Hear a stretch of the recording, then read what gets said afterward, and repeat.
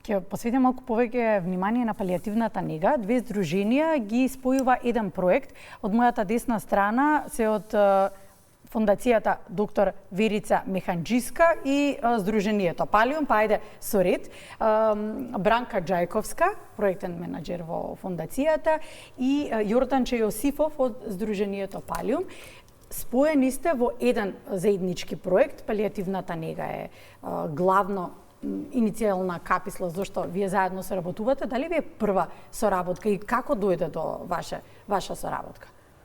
Фондацијата доктор Верица Механџиска спроведува активности кои што се наменети за поддршка на ранливите категории. Голем дел од активностите ние самите ги спроведуваме, но исто така се обидуваме секогаш да најдеме и партнери во нашата заедница, во нашата држава, кои што работат теми или кои што можеби ние немаме експертиза да ги работиме, а сметаме дека се многу општествено важни.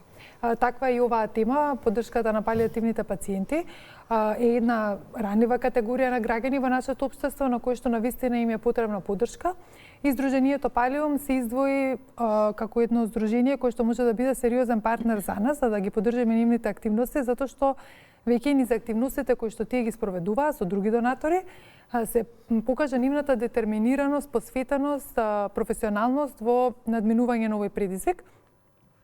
Во таа насока и пристапивме да седнеме, да поразговараме, и овој заеднички проект представува пополнување на една дупка која што ја дефиниравме во тие наши разговори и дискусии како огромна потреба. Тоа е дека оној прв чекор кога во семејството има палијативен пациент и на семејството им е потребна поддршка, не знаат од каде да го почнат својот пат. Сега имаат нашите граѓани решение, може да се јават во Здруженијето Палиум и утоа да ги следат нивните совети. Това се исклучителен тим на експерти и професионалци кои што ќе им ги дадат сите потребни информации и насоки.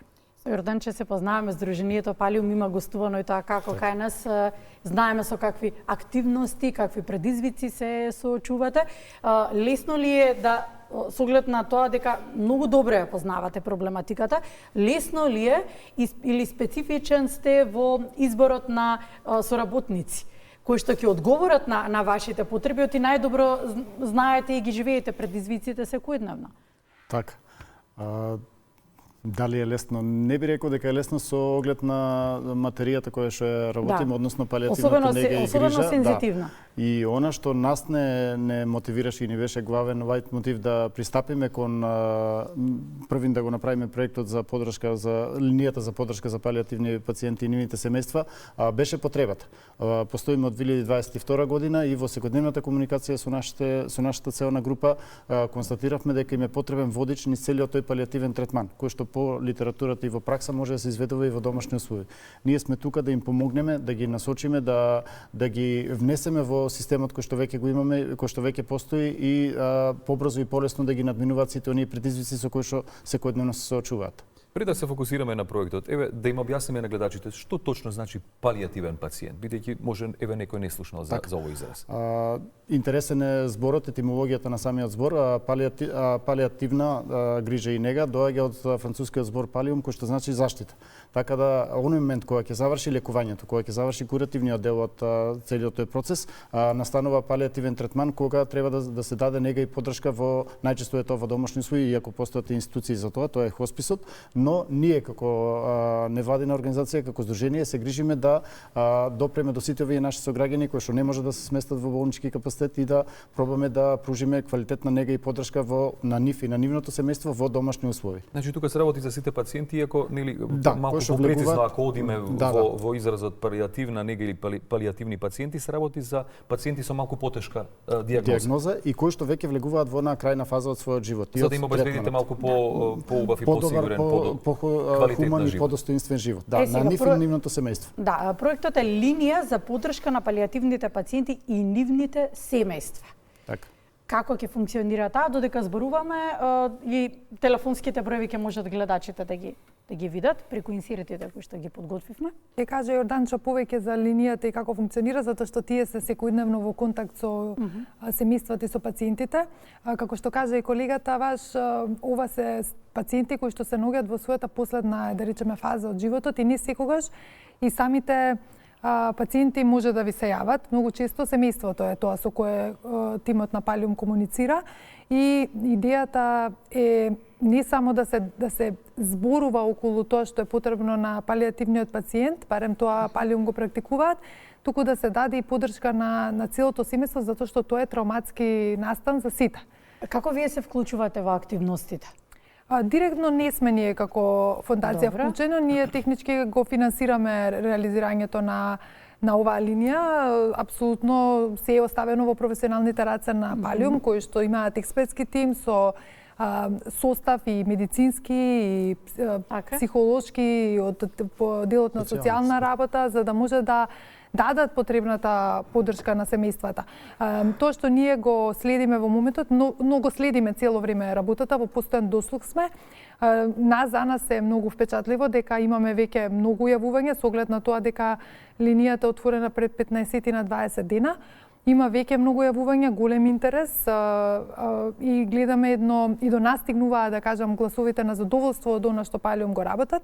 Секако ние како фондација и формално се спроведуваме процеси на евалуација, контакт со корисниците за да измериме задоволството од оваа услуга и да знаеме нели што е тоа во што ние сме инвестирале и какви се резултатите од тоа. Најважното е во секој случај дека и би сакала да ви се заблагодарам секако и вам како медиум, затоа што овој тип на поддршка ни е важен за да може да стигне гласот за постоење на оваа линија до граѓаните и да може да го се искористи овој капацитет, знаење, професионалност на овој тим што повеќе. Ова е прва линија практично за обезбедување на оваа палиативна нега. И сега пред да ве прашам како ќе функционира прецизно начинот на целиот овој процес, и како да направиме паралела, како досега функционираше, како се обезбедуваше, односно како се стигнуваше до таа палиативна нега. Кој како можеше да ја обезбеди, меѓутоа и како да се пријави. Значи, најчесто се стигнува до нас на неформални начини. Со нашите лични контакти и со звонење, но не во една вака организирана и средена форма. Препорака, лични контакти, семејства. Организацијата Палиум постои веќе полни 3 години со своја веб страна, со своји профили на социјалните медиуми и тоа беше начинот на кој што луѓето можеа да стигнат и да не следат во нашите активности. Сега веќе со самата линија ставаме се на едно место, односно многу организирана форма каде што, како што кажа Бранка, обезбедуваме психосоцијална поддршка, обезбедуваме здравствен дел на поддршка и обезбедуваме поддршка конкретно со ортопедски помагало. Она што им е најнеопходно и најбитно и најприоритетно би рекол во самиот палиативен третман.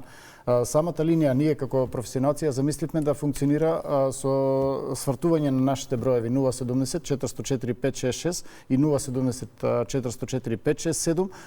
Се вклучува гласовна порака која што го води нашиот сограѓанин дека ја добили линијата за поддршка на палиативни пациенти и нивните семејства и дека таа линија е финансирана од фондацијата доктор Верица Механџиска из Егин и дека за кратко по звучниот сигнал ќе им се јават експертскиот тим или тимот на професионалци и оператори од Сдруженијето Палиум. Веднаш потоа ние го преземаме повикот, разговараме со нашите корисници, условно кажано се запознаваме и потоа преминуваме кон еден стандардизиран тип на анкетен прашалник од кој што заклучуваме кои се нивните најприоритетни потреби, барања и што е тоа што тие го побаруваат од нас. Пак ќе речам, богатото искуство на тимот до сега се покажало дека можеме да одговориме на сите нивни барања согласно нашите можности. Како што кажа Бранка, се заблагодарам на вашата куќа за поддршката и од претходните години и посебно сега како еден нов проект пополнуваме една празнина која што до сега останувала како вакуум простор и одзивот на нашите сограѓани е голем, комуникацијата со нашата целна група е голема, базата на податоци се зголемува, сето тоа нас ни треба како одговорно здружение да ги евалуираме, да ги споредуваме, да правиме анализи со тие податоци за да можеме што поцелосно и целисходно да одговориме на потребите на оваа целна група. Успевате ли сите пациенти да ги покриете со да им обезбедите? Кога сме кај бројките, значи Институтот за јавно здравје на Македонија оперира со една бројка од 7477 нови случаеви на ниво на година.